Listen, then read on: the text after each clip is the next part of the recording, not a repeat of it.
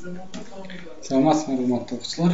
Жаңы 2020-2021 окуу жылыңар менен куттуктаймын. Жаңы окуу жылында көптөгөн ийгиликтерге жеткиле, тез убакта болгула, окууңарга ийгилик. Силердин урматтуу менен информатика мугалими Исүнө Мулбаева. Бүгүнкү сабактын темасы компьютер адамдын жашоосунда. Компьютердин адам жашоосунда ролун окуп үйрөнүүдөн алдым. Компьютер деген эмне? Кыскача айтып өтөлү. Компьютер деген бул эсептөөлөрдү жүргүзүүчү машина жана бир алгоритм. Башкача айтканда компьютердик программа менен маалымат кабыл алуу, сактоо, иштетүү, чыгарууну аткарат. Компьютерлер жаңы чыга баштаганда ал жалаң гана эсептөө аткарат деген пикирден улам электрондук эсептөө машинасы деп аталып калган. Бирок азыркы күндө ЭЭМдин кызматы башкаруу болуп эсептелет.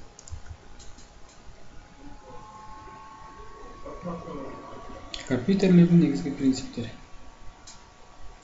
Алдында турган маселелерде компьютер кайсы бир механикалык кыймылдын, электрондордун, фотондордун, кванттык бөлчөлөрдүн агымы кыймылынан же жакшы изилденген башка физикалык кубулуштардын жардамы менен аткарат.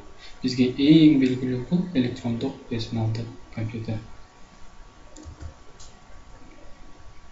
Кезектеги компьютерлердин көбүндө чечип жаткан маселени математикалык тил менен жазышат. Мында бүт маалымат экилик эсептөө системасында жазылат. Бул бүт эсептөөлөр логикалык алгебрасын гана колдонууга алып келет.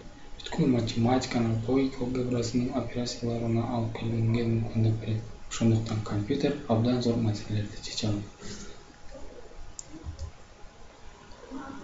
Жаңы колдонуучулар жана өзгөчө балдар көп. Компьютер жөн эле машина экенин, ал өзүнчө ойлоно, түшүнө албаганын кыйынчылык менен кабыл алат. Компьютер программа менен берилген белги, сызык, түстөрдүн маалымат чыгаруу жабдыгы аркылуу механикалык түрдө чыгарат. Адамдын мээси өз экрандагы белгилерди, образдар, знактерди, сөздөрдү кабыл алып алууга маани берет.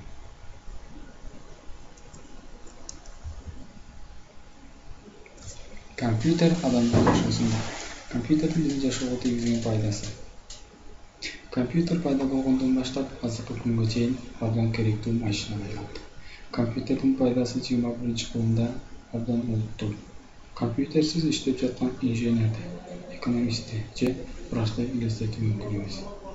Персоналдык компьютер ар кандай тапшырмаларды аткарууда алмаштырылгыс жардамчы болуп калды. Компьютерди колдонуу окуу процессин жаңы уюштурууга мүмкүндүк берет. Эс тутумду, көңүл бурууну, мейкиндик элесин, көз карандылыктарды табуу, мыйзам ченемдүүлүктөрдү өлчүтүү оңой жана тез. Материалдарды классификациялоо жана систематизациялоо, натыйжаларды алдын ала билүү, мунун баары компьютер мыкты аткарат. Бүгүнкү күндө негизги компьютердин пайдасы төмөндөгүдөй. Атайын компьютердик программалардын жардамы менен жумуш процессин максималдуу оптимизациялап, эмгек өнүгүмдүүлүгүн жогорулатуу. Компьютер документтерди, сүрөттөрдү жана башка маалыматтарды сактоо үчүн ишенимдүү каражат. Глобалдуу тармак. Башкача айтканда интернет. Зарыл маалыматтарды тез таап берет. Бул иштөөдө, окууда, деги эле жашоодо абдан маанилүү. Компьютер чексиз көңүл ачуунун булагы. Жакшы көргөн музыка, кино, оюндар. Аралыкты кыскартуу. Атайын кызматтардын жардамы менен жакын адамдар, достор, туугандар менен дүйнөнүн каалаган бурчунан баарлашы мүмкүн. Автоматташтыруу. Компьютердин бул касиети эң негизгиси десек ашыкса болбойт. Мунун пайдасы убакытты 100.000 пайызга чейин үнөмдөйт, көзөмөлдөөдү жокко чыгарат. Майда иштерди адамдын катышуусуз эле жүргүзөт. Айта берсек сөз көп. Компьютердин пайдасы чынында эле адам баласына зор. Космонавтика, медицина, өнөр жай, дагы көптөгөн башка тармактарда колдонулат. Кыргызстанда ар бир үйдө болбосо дагы ар бир экинчи, үчүнчү үйдө компьютер бар десек болот. Ал эми учурдагы уюлдук телефондор дагы кичинекей компьютердин ордун алат. Билинбегени менен ал дагы көптөгөн жумуштарды жасап адам баласын кубандырууда. Ар бир смартфондон, фотоаппарат, интернет, аудио жана видео плеер орнотулган. Жада калса шам-чырак болуп берүү мүмкүнчүлүгү бар. Албетте, мунун баары жакшы, бирок компьютердин зыяны дагы болот.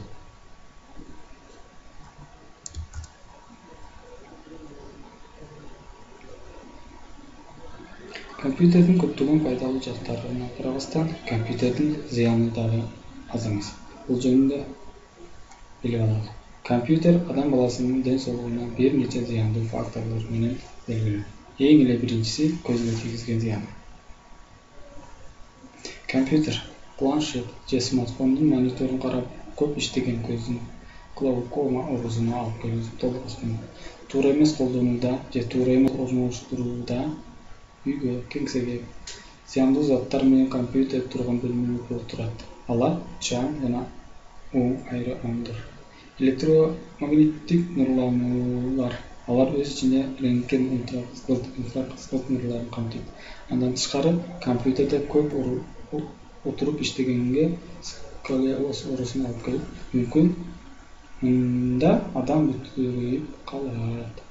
Компьютер жана колдонуучунун эмоционалдык абалдары. Персоналдык компьютерлердин колдонуучулары стресске жакын болору окумуштуулар тарабынан аныкталган. Компьютерде иштеген адам баласынын башы ооруп, кан басымы жогорулап, депрессия турушу мүмкүн. Дагы бир жагы, компьютерде өзгөчө интернетте көп отурган өспүрүмдөргө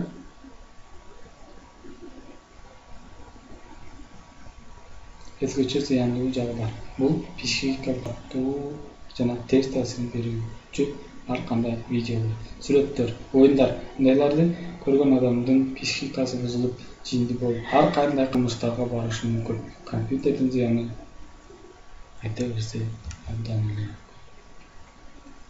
Экономикалык зыян.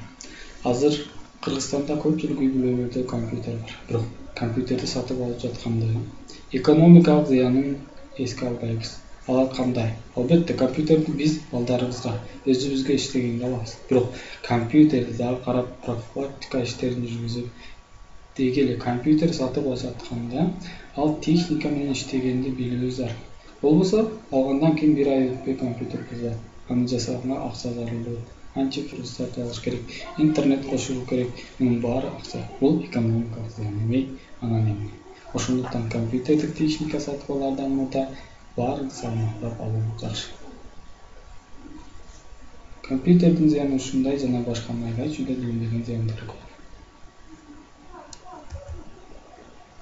Компьютерди колдонуудагы кээ бир маанилүү эрежелер. Компьютердин монитор менен көзүңүздүн аралыгы кеминде 50 см болушу кажет. Компьютерди иштеп бүткөндөн соң колуңузду самылдап жууп туруңуз. Компьютер турган бөлмөнүн абасын тынбай тазартып туруу керек. Ага кошо күн сайын бөлмөнү тазалоо иштерин жүргүзүп туруу жакшы болмок.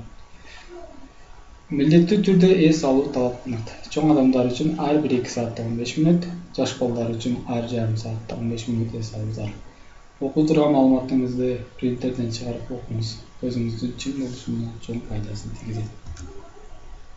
Ушуну бүгүнкү сабак аягына келип жетти. Келеки сабакта амандашканча сак болгула, оорубагыла.